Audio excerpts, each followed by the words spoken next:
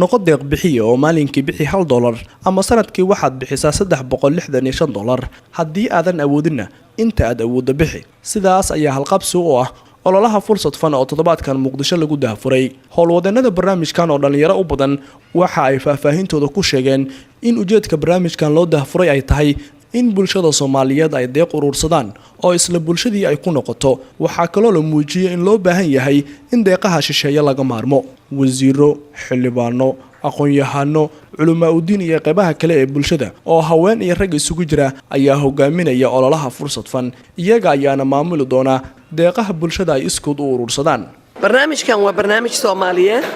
waa sanduuq Soomaaliyeed, deeq bixiyuhu waa Soomaali, ka wax loo qaban hayana waa Soomaali. waa Marwo Maryan Qaasim, wasiirkii hore ee wasaaradda adeegga bulshada xukuumaddii Saacid Shirdon. hogaanka barnaamijkan ayay ka mid tahay. waxaan hordhiga weydiimo ahayd waxa barnaamijkan uu yahay. barnaamijkan fursad fan sidaad magaciisa ka dheehan karto waa barnaamij fursado loogu abuurayo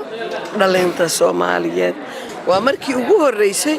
oo barnaamijka noociisa ah la sameeyo. waxaan rabnaa oo ujeedadeenu tahay inaan dadka tusno inay Soomaali wax qabsan karta iyadoo aan dad shisheeye wax weydiisan, inay Soomaali isku kalsoonaan karto. marka barnaamijka fursado shaqo isagoo abuuraya waxa kaloo taas u sii dheer in la soo celiyo iska wax u qabsan in lagu shaqayn kara, in la soo celiyo kalsoonidii burburtay ummadda Soomaaliyeed, in ummadii la isu soo dhaweeyo. ilaahay waxaan ka rajaynaynaa inuu noqdo barnaamijkii Soomaaliyada burburtay 25 sano wareerka ku jirtay. hadday waxbarasho ahaan lahayd, hadday caafimaad ahaan lahayd, dhalintii wax walbaba barnaamijkii lagu soo celin lahaa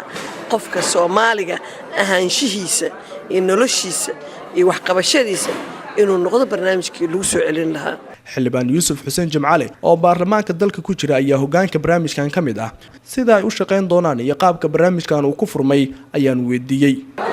3 bilood mar boorka fariisanaya, mashaariicda la bixinayo website-ka lagu cadeynaya, cidda la siinayo website-ka lagu cadeynaya, cidda lacagta laga soo qaado website-ka lagu cadeynaya. wax walba sida dhalacad ayaa looga baxaya insha Allah taala. waa Soomaali oo donors naqanaysa ama Soomaali deeq bixiye naqanaysa. waa wax cusub oo aad loogu farxo Soomaalidu inay ku farxdo. meel fiican hadda maraa xamro waxa laga rabaa 500 qof la iska diiwaan geliso 640 oo maraa. fursad fan waxaa la qorsheenayaa in sanadkan shaqo abuur loogu sameeyo 5,000 oo muwaadiniin Soomaaliyeed dhalinyaro ayaana u badan. haddaba daayirta magaalada Muqdisho sidee ayay u arkaan qaarkood ayaan la hadlay. magacayga waa Saadaq Maxamed Aadan Sunni. waa barnaamij aan u arko xaqiiqatan inuu yahay daldhis. wuxuu fursad u yahay adiga, wuxuu fursad u yahay aniga, wuxuu fursad u yahay dalka Soomaaliya oo idin.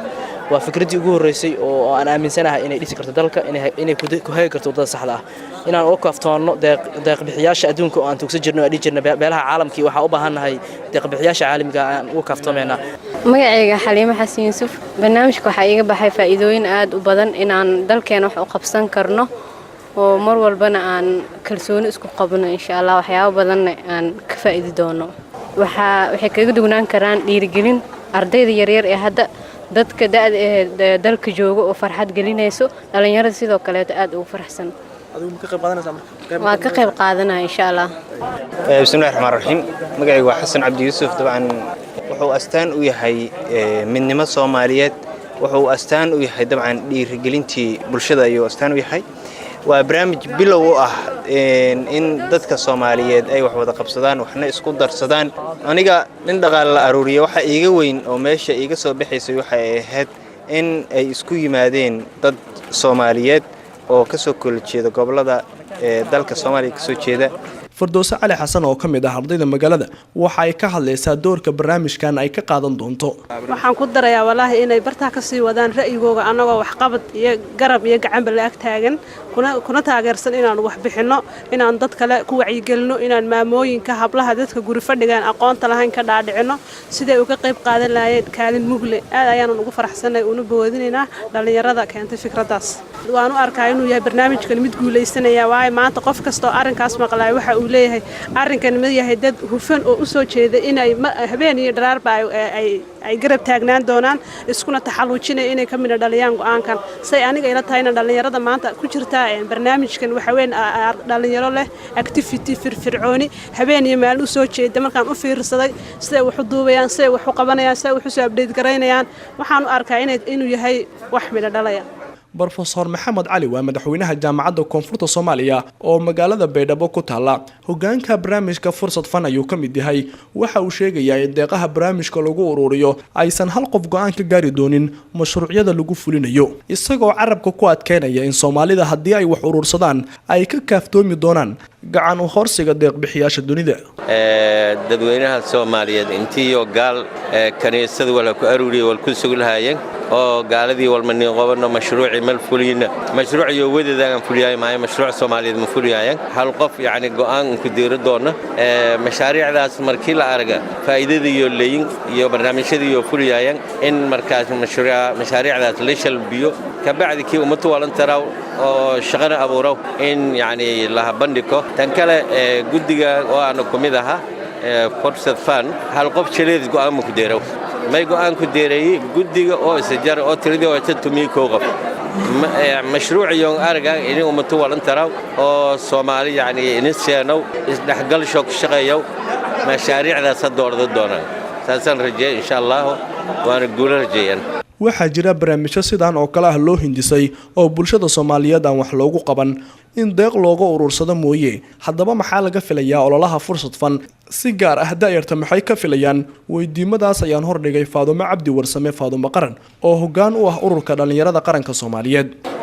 wuxuu nooga duwan yahay barnaamijyadii hore waxa waaye safaarada islaameed ama dalal shisheeye oo nadhaha waxaan nahay deeq bixiyaal oo kaniisada lacag ka soo ururiya ayaa waxaana dhigi jireen muddo sanado ka badan waxaan idin qabanaynaa bir hebel imaada bir dambe maxaa idin daran maxaa idinka tihiin dhibkeeda haysta maxay tahay waxba laga qabanin runtii qof kasta uu og yahay oo arrimaha bulshada ka shaqeeyo wali ma arkin muddo 8 sano ka shaqeynaya aniga barnaamijyada arrimaha bulshada hay'ad si rasmi ah wax uga qabatay arrimaha baahiyaha ee dalka haysta sidoo kale wali ma arkin waxna loo diray ama la dhaco conceptinood ama proposal ama balaayo wali ma arkin fan lagu bixiyo youth-ka Soomaaliyeed oo wax loogu qabto wali ma arkin waxaan rajeynayaa waxa anaga aan leenahay inaan horumarino inta badan dadkeena waxa waaye qofka haduu si fikirkaas iga keenin ama aan uusan si toos ah wixii uga mid ahayn ma aha inaad dhaliishid ogow qofka Soomaaliga wuxuu u baahan yahay sida adiga aad jeceshahay in lagu taageero inaad u taageertid agaasimaha macadka horumarinta aadanaha Maxamed Cumar Ismaan oo hogaanka fursad fan kamid ah waxa uu qabaa in dhibka Soomaaliya ka jira ay Soomaalida dhexdeeda isku keentay halkana uu ku jiro isla Soomaalida kow inaynu dilno aaminsanaanta inaynu cid kale iyo cuud kale ku xalino mashaakilaadka Soomaalida haysta waxaynu rabnaa inaynu dilno aaminsanaanta ah inaynu sii ahaano deeqaatayaal ama isticmaalayaal iyo dhamayaal waxaynu doonaynaa markaa inaynu abuurno soo celinta iyo sugidda aaminsanaantii iyo sarreyntii Soomaalinimada oo kaliya ay ku iman kartaa ay tahay wax adiga ka yimid inuu adiga dib kugu noqdo aanad aaminto in Soomaalinimada sarreynteedu adiga ka iman karto hooseynteeduna adiga ka iman karto waxaynu doonaynaa inaynu abuurno awoodii iyo karti inaynu dib u jadiidinaan jeedaa awoodii iyo kartidii qofka Soomaaliga uu ku eegi jiray nolosha indhaha uu ka eegi jiray kulana dagaalami jiray caqabadaha ka hor yimaada waxaynu doonaynaa inaynu abuurno ruux aaminsan ruux Soomaalinimo oo aaminsan inay nolosheeda ka adag tahay waxaynu doonaynaa inaynu nafaheena uga quuskoyno markaa inay wax kasta oo mashaakilaada cid kale ku eedayso xalinteedana cid kale ka sugto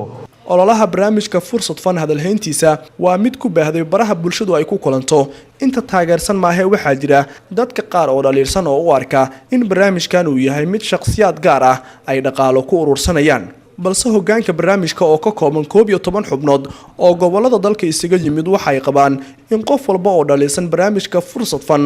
uu dhaliishiisa horgeeyo hogaanka barnaamijka haddii ay tahay mid wax dhisaysa waxaana hogaanka ay muujinayaan sida ay u wacan tahay in laga maarmo deeq shisheeye Cabbaas Xuseen Muuse qaybta wax soo saarka idaacadda Mustaqbal magaalada Muqdisho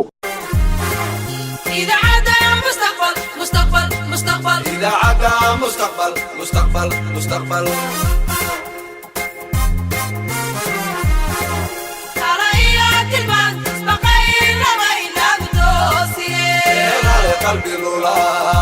قلبي قلبي نور قلبي